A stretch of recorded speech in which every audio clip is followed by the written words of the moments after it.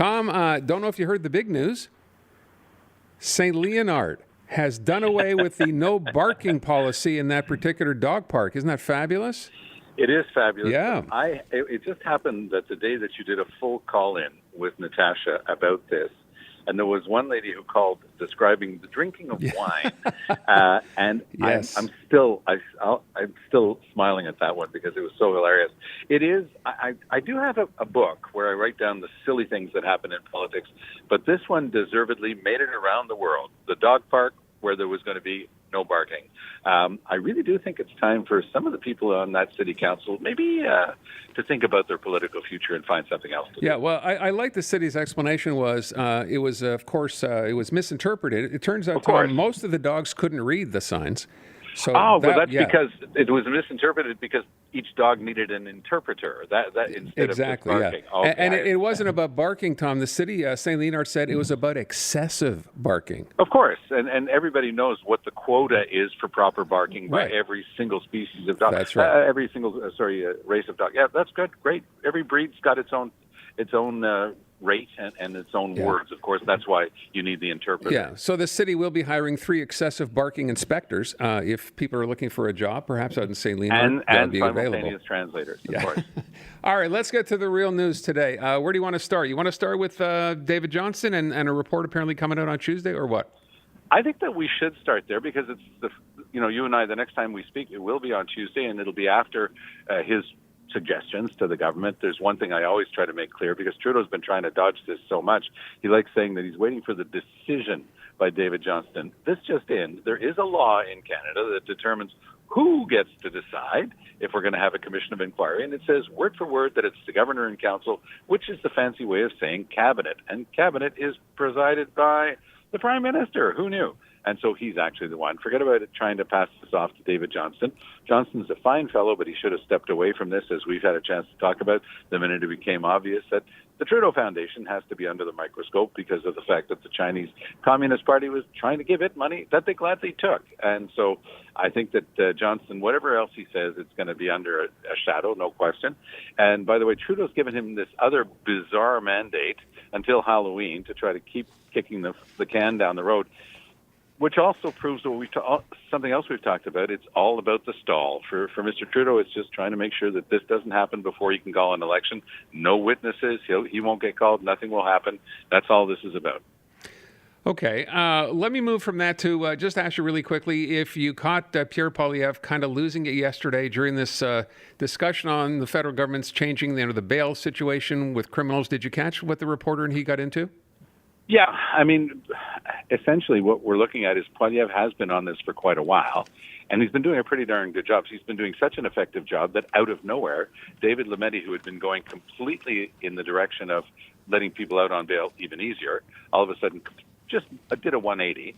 And so I guess that Poilievre wants people to know that he's not going to let go of the law and order theme because he knows that it's very helpful for him politically.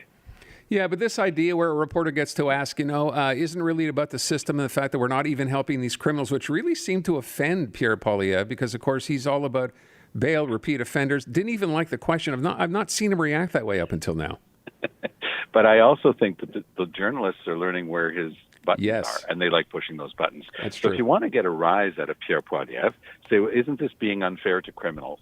And then just stand back and wait for the reaction. That is accurate. All right, let me ask you about Quebec investing. Premier Legault talking about this today, investing nearly $9 billion for their green economy plan. What's this about? Well, it's about sketchy math, and this is our favorite accountant, always coming up with creative ways to say that he's doing more than he's actually doing. Quebec doesn't have a great record in terms of reducing greenhouse gases since the CAQ got there, although they've done some other things fairly well, but things are falling apart. We get these reports almost daily now. We've got Ganasatagi where they're doing nothing to stop really serious poisons being dumped into the watershed that's part of the Lake of Two Mountains area. So that's a source of grave concern, and they're doing nothing about it. In the Lanaudière region, so when you head north, you're into the Laurentians, head east a little bit. That's called the Lanaudière. Think of over to Joliette in that way. There's a large sand quarry up there where dump trucks from Montreal come in all day long, dumping contaminated soil, not protected. There's no membrane. There's nothing to stop it from seeping into the groundwater, into the nappe phréatique, into the underground water, and simply inexorably navigating towards people's farms and the like. So all the small towns in that area are up in arms. And I'll tell you right now, Aaron, they're right to be up in arms. So this is a little bit of sleight of hand by Legault, trying to say, no, we've got this environment stuff down pat, but they actually do not.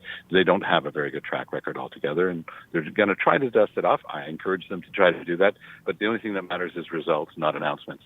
Hey, listen, I want to circle back, Tom, to this whole issue. Well, David Johnston in a sense, but then I didn't see the story. Montreal Group now suspected of hosting the Chinese, we'll call it a police station.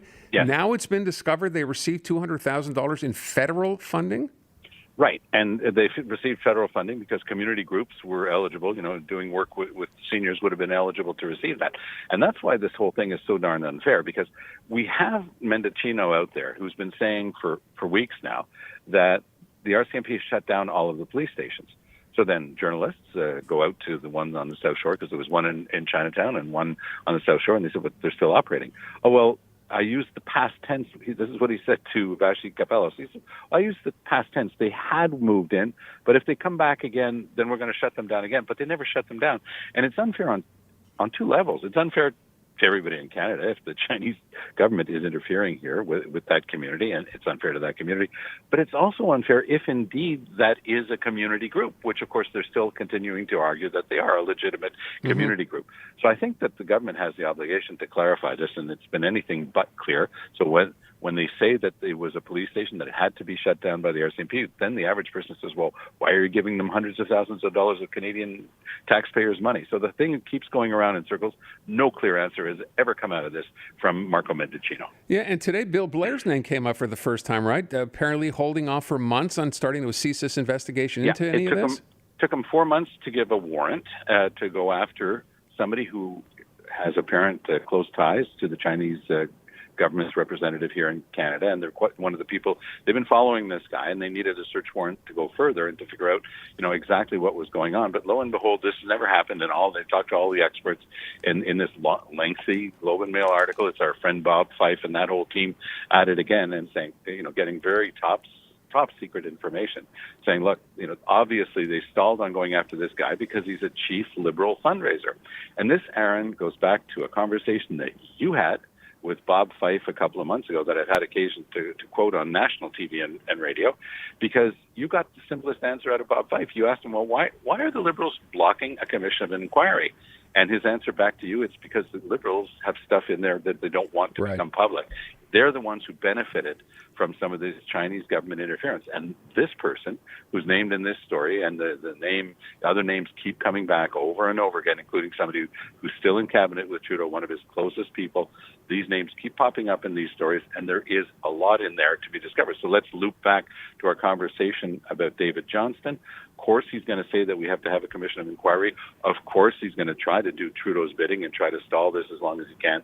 But I think that Trudeau, for the first time since he became Prime Minister, I mean, he's well into his 8th year now, and I think that it's the first time he's been in so much trouble. It's just brewing out there. The average Canadian is looking at it and saying, something stinks. This story doesn't add up, and you better give a clear accounting of exactly what went on. Yeah, it's interesting you say that, Tom, because I can't help but think we've been talking about this now for so long, and that at some point, the Liberals sort of get together in a room and decide, you know what, yes, this is an issue for right now, but like so many other things, it'll fade. It hasn't faded. Exactly what I was going to say, Aaron. I agree with you completely. It has not faded. And I agree with the general proposition that, we actually had a number. When I was in cabinet and we were in government, the number was 6 weeks. Like, no matter how lousy the news, how big it was, how much of a black eye it was for your government, 6 weeks was the working hypothesis. Like, the public will forget almost anything. This has been going on for months and months now, and it is not going away. And what it does also is it paints a somber picture of the Liberal outfit, that they're people who don't follow through. They're not there for the public. They're there for themselves. They're not being forthcoming. And the public is starting to get that overall picture. And when you paint that negative picture, that's when it starts to percolate down at the ballot box. And I think that we're starting to see that. The polls consistently show the Conservatives. Who would have thought that Pierre Poilievre would ever be ahead of Justin Trudeau? But it's showing that systematically now in the polls. The big polling companies are showing the Conservatives of Poilievre pulling ahead of the Liberals of Justin Trudeau. Yeah, starting to become pretty consistent that way too. Exactly. Tom, thank you so much. Appreciate it. Have a great weekend. You a good too. long weekend. You Talk too. to you on Tuesday. All right. Take care.